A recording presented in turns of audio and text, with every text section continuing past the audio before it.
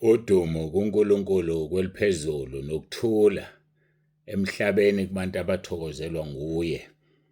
UJesu Kristu inkosi, siyambonga kakhulu, siyamdumisa uNkulunkulu ngosuku lwanamhlanje akasipha lona. Luyisimangaliso lolu suku.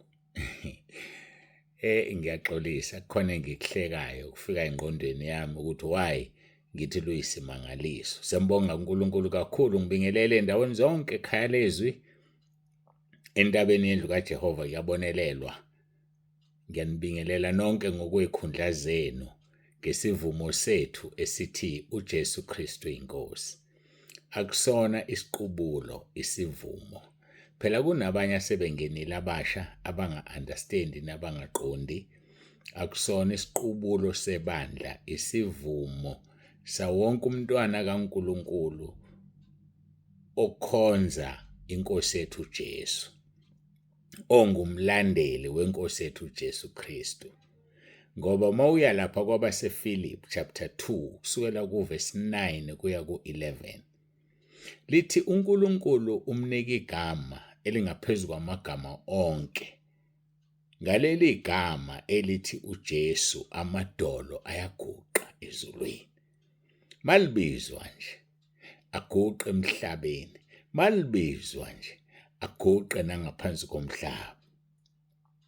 Well-ke ngingalibiza wena ungaguqi, kodwa imimoya ekuwena isiguqile. Hayi, sikusuke isiguqile. Sokuguqa wonke umuntu masibiza leli gama, ngoba linamandla amangalisayo. Amadolo onke ayaguqa, izilimi zonke zivume. Verse 11 sithi uJesu Kristu inkosi. Thina kuNkulunkulu wasambulela ukuthi asivume. Njengobuzwa befakaza bayasinda abagulayo. Njengobuzwa befakaza imimoya iyaphuma kubantu, bayaphulukiswa ngegama elithi uJesu Kristu inkosi. Ngoba umbuso wobumnyama namandla obumnyama amelene nobukhosi benkosi uJesu. Yamkhumbula uJesu elingwa ezile insuku ezingama40 lapha kuMatthew chapter 4. Lithi izwi lenkosi, uSathane wahamba wayomlinga. Ezilingweni azisho ezintathu ngiyasibona sokuthi guqu nalapho singasho uma uyindodana kaNkulunkulu phendula namatshe uwenze isinkwa. Kuyistatus ukuba indodana kaNkulunkulu kuSathane, because waxoshwa ehlezi namadodana kaNkulunkulu. Ingilosi-ke zibizwa ngokuthi amadodana kaNkulunkulu, kodwa iyodwa indodana kaNkulunkulu ezelwe yodwa. So uSathane-ke umelene ngendlela emangalisayo uthi uSathane uma uyindodana kaNkulunkulu uphila uma uyindodana kaNkulunkulu isho ukuba la matshe abe yisinkwa. uJesu seyasho ukuthi akusinkasodwa umuntu akuphila ngaso, kodwa ngamazwi onke aphuma emlonyeni kaNkulunkulu. Lithi izwi lenkosi uSathane wamsa emzini ongcwele, wammisa esiqongweni sethempeli, wathi kuye, uma yabona into ebangwala ubudodana, uma uyindodana kaNkulunkulu ziphonse phansi. That is a bone of contention. Uma uyindodana kaNkulunkulu, uthi uJesu, ungayiboyilingi inkosi uNkulunkulu wakho. Aphinde uSathane wamisa entabeni ende kakhulu, wamkhombisa imibuso yonke yezwe yayo emhlabeni. Wayesethi-ke konke lokhu kuyoba ngokwakho uma nje wena uzwisa phansi ukhuleke kimi. Imfihlakalo yokuguqa. Immediately thina njengoba njengebandla siguqa masikhuleka, uSathane sesimnqobile. Uma nje sikhothama enkosini uJesu, uSathane sesimnqobile. uSathane ufuna ukukhothanyelwe yena, ufuna nenkosi uJesu ikhothamele yena. Kodwa thina masiqala sikhothamele inkosi uJesu, sekuphelile ngoSathane. Into angayifuni ukuyibona le. Akafuni ukubona indodana kaNkulunkulu, akafuni ukubona siyikhothamela, siyiguqela. Ingakho-ke uthola ukuthi abantu abaningi abafuni ukuguqa. Emabandleni amaningi athi makungaguqwa kukhulekwa kumiwe. Ababoni ukuthi balidwa isitho esinguSathane simelene nokuguqa. uSathane umelene nokuthi siguqele inkosi uJesu. Ufuna siguqele yena, sikhothamele yena. Mayiseshilo lokho uthi uJesu kulotshiwe ukuthi wokhothamela noma wokhuleka enkosini uNkulunkulu wakho umkhonze yena yedwa. uSathane wayesemshiya kwafika ingelosi zamqinisa uJesu. So izinto ezibangwayo la ukuguqa nokuba indodana kaNkulunkulu. Uthi-ke uNkulunkulu kithina lapha kwabaseKorinte besibili mangaphazama chapter 6 lapha verse 17-18 phumani kubo khona ngiyoba mina ubaba wenu nibe ngamadodana namadodakazi ami. Lento uSathane angayifuni amelene naye ngoba yena waphuca ilungelo lokuba indodana kaNkulunkulu. Thina sinalo ngendodana kaNkulunkulu uJesu Kristu. Kwasangena kwenye inkonzo. Yazi ukuthi sesingenile enkonzweni manje.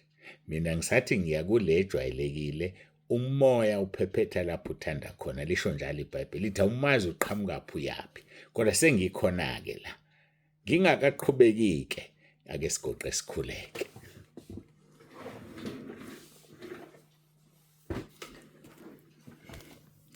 Baba ongcwele, baba olungileyo, uNkulunkulu wethu nomusa, sinikela kuwena uqobo lwethu. Inkonzo ingeyakho, iphathe Moya Ongcwele. Wenze njengokufisa nokuthanda kwakho. Siguqile, sikhothamile.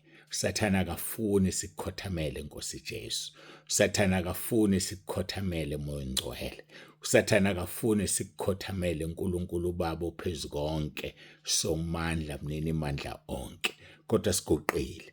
Abangaguqile ngiyasaba ukusho ukuthi bakayise wabo uSathane ngoba bafuna ukuguqela.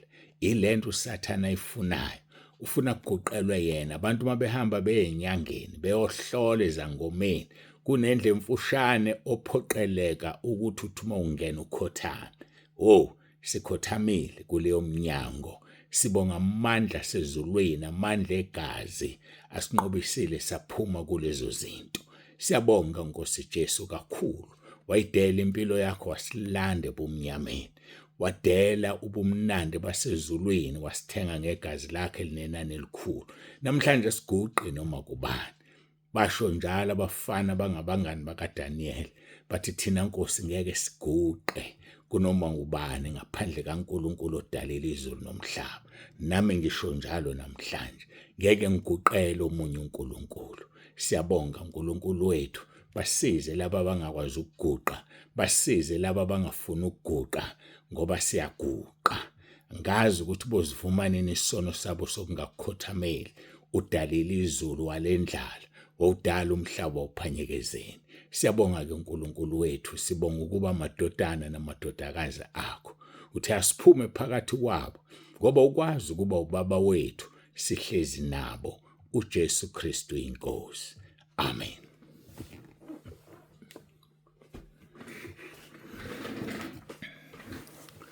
uJesu Kristu inkosi. Ayike senizwile bafethu, angisazi nami isihloko sithini. Ake ngiyinike isihloko Moya Ongcwele ngisize. Isihloko bazalwane sithi ukhothamela bani, uguqela bani, ubani umkhothamelayo, ubani umguqelayo. Besibukisisa ke la ukuthi uJesu inkosi yethu uSathane wayemlwisela izinto ezimbili. Wamlwisela ukuthi uyindodana kaNkulunkulu, wasemlwisela ukuthi ukhothamelani kuNkulunkulu. Now uma sihlehla ke siye kuloko kuqala, walwisela ukuthi uyindodana kaNkulunkulu. uSathane uyathanda ukuthi umuntu aziprove. Zigade lezi zinto ngoba nathi zizofika kuthina uma zingakafiki. Kuthi uthi umzalwane wena, ake sibone phela ukuthi umzalwane ake wenza ukuthi akobuya isimo senkosi uJesu. La kuthiwa uma uyindodana kaNkulunkulu, guqula lawo matshe wenze izinkwa. Yes, uma you don't have to prove to anyone that you are a son of God. that you are a child of God. You don't have to prove to anyone. Manje usathane mayefuna ukukubamba uthi ngempela ungumntwana kaNkulunkulu wena. Ingani wena ubuphuza. Ingani wena udlalile ngezingane zabantu ulala uyishintshanisa. Ingani wena unengculazi uhamba uyisakaza kubantu. Vuma uthi yebo Sathane, kodwa ngisindisiwe ngegazi likaJesu. Ngithengiwe ngenani elikhulu. Ngihlukene naleso sono. Ngizivumile angisasenzi. Ngoba uSathane ulwela yonke into ezokwenza ungabi umntwana kaNkulunkulu. Ezokwenza ungabi indodakazi kaNkulunkulu. Ezokwenza ungabi indodana kaNkulunkulu. Omunye usezomangala sengifaka igama lamadodakazi. Ushilo la kwabaseKorinte besibili ake sibabheke ku-chapter 6. So kusho ukuthi asikho wrong masikhuluma ngamadodakazi. Masiya lapho ku-verse 18. Uthi, Corinthians chapter 6 verse 18, ngibe nguyihlo kini, nina nibe ngamadodana namadodakazi kimi. Isho inkosi uSomandla. So akusho ukuthi nabesifazane balahliwe. Kodwa futhi kubuye kushiwo kuthiwa qinani nibe ngamadoda nigxile ekukholweni. So singamadodana sonke. Kanti singamadodakazi sonke. Ngoba kuKristu akekho wesilisa nowesifazane, lisho njalo izwi lenkosi mangaphazami laphaya kwabase-Efesu. Akukho mJuda, akukho mGreki, akekho wesifazane, akekho wesilisa. Ake silibheke lelizwi, ngoba ngesinye isikhathi kufanele uma uyikhuluma into bese uyayibheka. Kusho ukuthi ayikho la mhlambe kwabaseGalathiya. Ngizolokhu ngibheka ngoba ngiyalazi ilizwi nanto abaseGalathiya chapter 3 uverse 28. Uthi akukho mJuda nomGreki, akakho boshiweyo nokhululekileyo, akakho wesilisa nowesifazane, ngokuba nina nonke nimunye kuKristu. Nina nonke nimunye kuKristu. So kusho ukuthi ngamanye amagama singamadodakazi sonke, singamadodana sonke. Akekho wesilisa, akekho wesifazane, simunye kuKristu. So uthi-ke uNkulunkulu masibela kuverse 17. Ngakho-ke phumani phakathi kwabo, nahlukane nabo, isho inkosi, ningathinti okungcolileyo, khona ngiyakunamukela. Ngeke wamukelwe uma unezinto ezingcolile. Ngeke wamukelwe uma uthinta okungcolile. Kuningi okungcolile. Owesilisa mayithinta owesifazane. Hayi ngoba owesifazane engcolile, kodwa ngoba umthinta ngenkanuko usuzingcolisile wena wesilisa. Not to say owesifazane ungcolile. Nowesifazane othinta owesilisa, thinta amadoda usezingcolisile. Ngakho ningakuthinti okungcolileyo. Uma ebusuku lele uzilala wena, uyazingcolisa. Ngcolisa izandla zakho, ngcolisa ubuntu bakho. Kuya ngokuthi uhlobo luni wena, kodwa ubuntu bakho usubungcolisile. Udinga igazi likaJesu liclean, lize liclean nezandla zakho. Udinga igazi likaJesu liclean ubuntu bakho, ukuba bufe maqondana nenkanuko. Uyalidinga igazi likaJesu. So-ke ungathinti okungcolileyo. Sidlule okungcolile okunjani. Abantu abangakholwa. Ingakho uNkulunkulu wabashayela umthetho abantwana bakwa-Israyeli. Wathi ningagani kulezi zizwe futhi ningendiselani nabo, ningaganwa yibo, ningaganiseli bona. Kumangalise emabandleni ethu namhlanje ukuthi kwenziwa yini abesifazane balithanda igama lomshado, ababe besabheka nokuthi umuntu wesilisa uyakholwa. Yazi umuntu wesilisa angakholwa ebandleni for 2 full years kanti akasindisiwe. Uzele nje ukuzolanda owesifazane, uyazi ukuthi lapha esontweni baziphethe kahle. So unelukuzwa nje nawe igama elithi ngizokusha, uvela uqedele uthi da, ngizokushada, bese uyavuma. kanti usuyawuwela esonweni. Mase kunzima emshadweni sekubuhlungu wena usubamba uyeka. So phumani phakathi kwabo. Ningathinti okungcolileyo. Khona ngiyakunamukela. Ngibe uyihlo kini.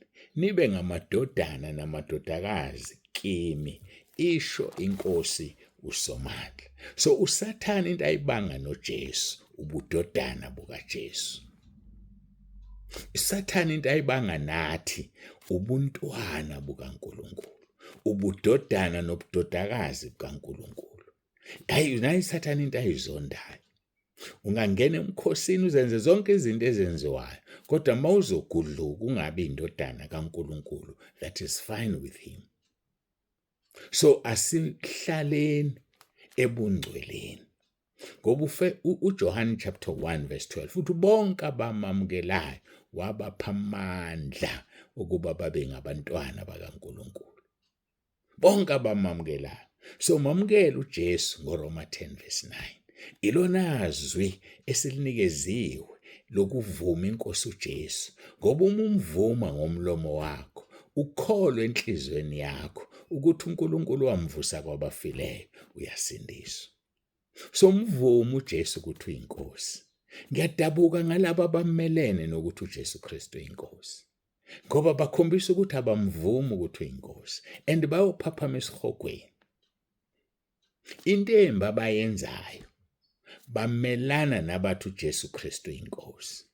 Ngifuna ukusho namhlanje uqale kusiwa umuntu omelene nomuntu othi uJesu Kristu uyinkosi. Uqale kusiwa umuntu omelene negama elithi uJesu Kristu uyinkosi. Ukuqalekiswa kwakhe kuyophelela esihogweni. Ngakho ke qaphela ukuthi ume ngakubani. Thina sithi uJesu Kristu uyinkosi.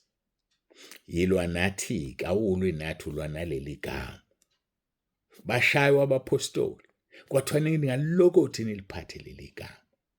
Bathi zihlukanisele nina ukuthi siyolalela bani uNkulunkulu noma nini. Thina ngeke sithule.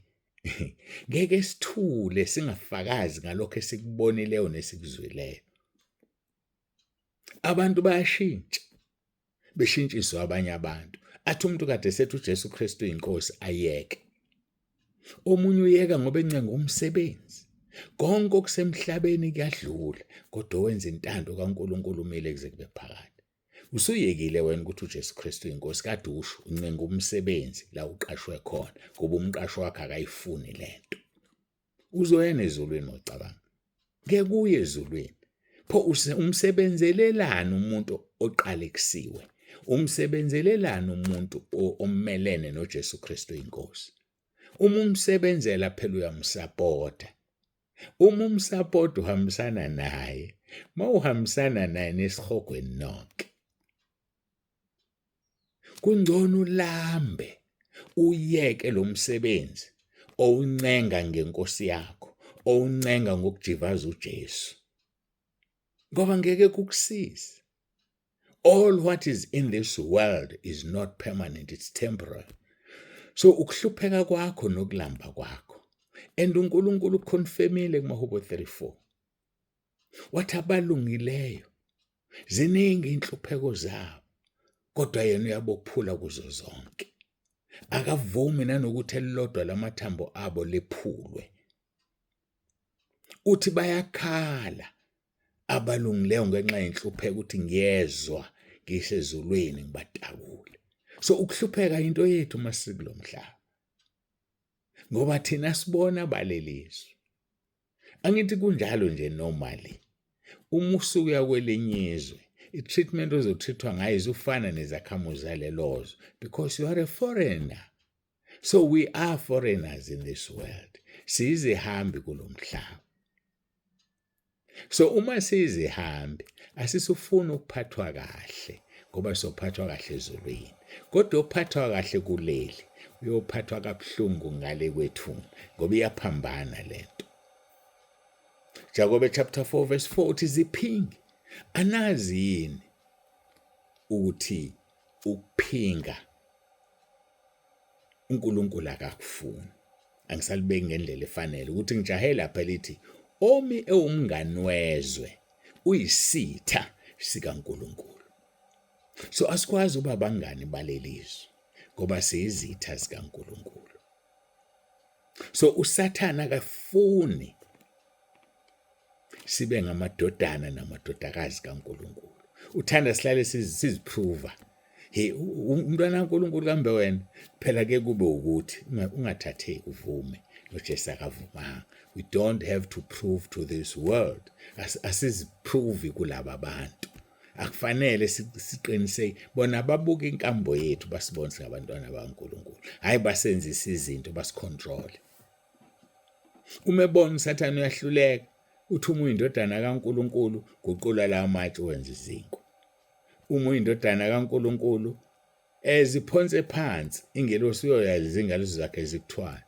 Ekugcineni uthi uSathane ngikhothamele mawungikhothamele yonke lembuso yomhlaba yobangena kanti kabani idalwe ubani. Funda baseRoma 13 ubani obeka uhulumeni. Yabona abafowethu asingadidwa uSathane. Sewadidila amakholwa amaningi. Asingadidwa uSathane. So ke ishintshileke inkonzo yethu namhlanje yathi uguqela bani, ukhothamela bani. Ngakho ke kusemqoka kithini sikhothamela inkosi yamakhosi. Eyamnqoba uSathane. Ezonqoba isitha sayo sokugcina kungukufa. Kuthatha ukufa kuyophonsa uchibini lomlilo ukufa kwesibili. Hayike siyambonga uNkulunkulu ukuze kube manje siyamdumisa. Hey, hawe madoda. Kumnandi ukuphathwa.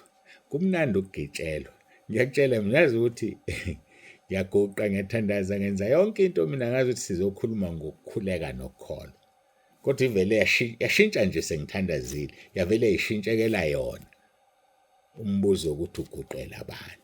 Yebo waguqela amadimoni. Uhamba abantu, uhamba inyanga, uhamba lokho nalokho. Uswazivuma leso sono sakho. Uyazi ukuthi use-attached nalawo madimoni. Asaclaim ngowawo. Vumani izono. Vumani izono. Akusebenzi ukuthi okuKristu Jesu isidalwa esisha. Kusebenza mawusuvuma izono ngoba mawusuvuma izono usukuKristu. How can you be in Christ with sins? Nje mase kuthiwa ikhulunywa iqiniso. Uba kanjani kuKristu nezono? Hayi bafowethu asingakhohlisani nje sikhohlisane esifakane ehlathini. Uma wena ungazivumile izono ngithinta angizomemezela mina ukuthi usuvuma izono. Mfundisi, uma ungazivumile izono qala wena uvuma izono ngithinte angizosho ukuthi umfundisi bani usevuma izono. No, it's for your own good ukuthi uthathe ibandla lisezulwini. Ngoba nje obulukhokhela wena ungavumile izono. Ukhokhela umhlambo esihogweni. Yadabuka ukusho njalo. Ukhokhela umhlambo esihogweni nawe uyakanye nawo. Qala wena uvuma izono khona kuzoba lula ukintroduce inkonzo yezono. Mawufuna ngifike ebandleni ngizokuintroducela inkonzo yezono, you are more than welcome. Waye ungangithinta nje ku WhatsApp wami. Kodwa kulayini umuntu uzobekezela. Mhlawumbe uNkulunkulu uma ejahile ebonda ibandla lakhe usezolanda lizoze lilahleke lelo akubeke kuthi ulihole. Uzolenza iqhinga ngisheshe ngiqhamuke sifundisane nabazalwane bakho. Kodwa lindela ukuthi khona bazokushiya, khona bazohlubuka, khona bazohamba bemelene nalenkonzo. Kodwa kungcono ngiyezulwini nabantu abawu5 njengoba uWhatsApp unabantu abaover 10,000 kunokuthi ngesihogweni no10,000. Ngcono ngiyezulwini nabantu abawu5 bangihlubuke bonke laba abanye kodwa ngigcine ngiyile ezulwini ngoba uqale kusiwa umuntu owenza umsebenzi kaNkulunkulu ngokunganaki. Jeremiah 48:10. Uqale kusiwa umuntu ogodla inkemba yakhe egazini. So njengoba ungalikhuluma iqiniso ebandleni, ungakhulumi ngokuvuma izono, ungakhulumi ngoJesu Kristu inkosi. Usiza abantu yabezwe abafakazi abathini. Baphila ezifweni, kuqaqeka inkinga, balwa ngaye emaphusheni amabi. Elakhi ibandla, what's happening? Kwenzekani kwelakhi ibandla? Abafundisi baningi enkuluma nabo la over 1,000. So mususaba uNikodemu esaba waya adineyile ebusuku nami ngithi woza angizotshela umuntu ukuthi usuvuma izono kokwazi wena noNkulunkulu wakho akuthethelele useyiqala ke indaba ya-introduce ebandleni awukwazi introduce indaba uvuma izono na ungazivumile ayingeke uyenze leyo nto bafundisi asibambaneni sihambeni sezulwini isikhathi sokudlala ukukholwa sisekho indaba yokuthi mawusufaka uvuma izono abantu bazohamba uyeka abantu baxhuma inwele usaba ukuthi abantu bazohamba uyeka abantu bakhinde balimaza abanye abazalwane usaba ukuthi bazohamba iphelile leyo nto ngoba uzojezisela ugodla inkemba yakhe egazini usuyigodla idedele baphuma ungebona bakaNkulunkulu uzobaletha uNkulunkulu abakhe anazi sikhuluma over 10,000 kanti uyinto 10,000 ake nginibuze mawucabanga wena uyinto 10,000 uyini iWhatsApp group kuphele lapho cha ibandla lakheka kanjani ibandla labantu aba more than 10,000 isono sishaywa kangaka so theory feel ukuthi mawukhuluma iqiniso abantu bazohamba itheory feel kuzohamba bangadalelwanga ukuphila okuphakathi kodwa abadalela ukuphila okuphakathi bazoza kuwe baningi emhlabeni ayike nginishiye babunzibande uthi asithandazeni bafowethu ngivalelise ngithanda nonke emakhaya ukhothamela bani uguqela bani yini ungaguqi wena makuthandazo uzibona ungcono kunoJesu uJesu engani wayiguqela ubaba wakhe mayithandaza yini thina singamguqela ubaba wakhe yini singamguqela uJesu nomoya ongcwele kodwa hambe kade sikhothama abanye basahamba namanje abantu bamanga bahambe bekhothama but abakwazi ukukhothama enkonzweni why unamahloni angikushiyi angazi kwenze njani kodwa umoya kuyakhombisa ukuthi akaphathekile kahle umoya mayintshumayelo inje akaphathekile kahle umoya mhlambe kungenxa yakho mhlambe kungenxa yami asishintshe siphenduke ithuba lisekhona masiguqe sikhuleke babongcwele babolungileyo uNkulunkulu wethu nomusa siyathoba phambi kobuso bakho siyakubonga ngale nkonzo siyakubonga Nkosi abantu baletha ubufakazi ubathintile kukhulekwa isimangaliso leso uphawu lokuthi akuyena ubaba uNsibanda usindisa abantu wena Nkosi Jesu negama lakho sinikeze lona ngoba ngethi ngila ngihlezi la endlini ngishumayela ngikhuleka kusinda umuntu osegoli kusinda umuntu ophesheya kwezilwandle ingoba wena Nkosi obaphilisa udumo lonke lungo lwakho ngeke ngilithatha ngazilutha ngenze lutho kuphela ngitshelwe namanje ngiyasho ngigibele Nkosi uqhubeke ngikuse la ufuna ukuya khona ngoba ususezulwini physically awusakwazi ukuzihambela emhlabeni kodwa udinga amadoda namadodakazi azovuma uwagibele uye lapho ufuna ukuya khona ngomoya wakho ingcwele ngiyakunika uqobo lwami Nkosi ngiyazinikela ngisebenzise udumo lonke lungo lwakho luza kuwe uJesu Kristu inkosi uJesu Kristu inkosi uJesu Kristu inkosi amen ake siyambonga kakhulu uNkulunkulu bangcwele samdumisa akekho njengaye akekho fana naye hayi ubaba uNsibanda siyavalelisa hayi siyambonga uNkulunkulu hlala ke enkosini uJesu ngasuki noma umoya wombusi ukuvukela ungayishiya indawo yakho Mshumayeli 10:4 uJesu Kristu inkosi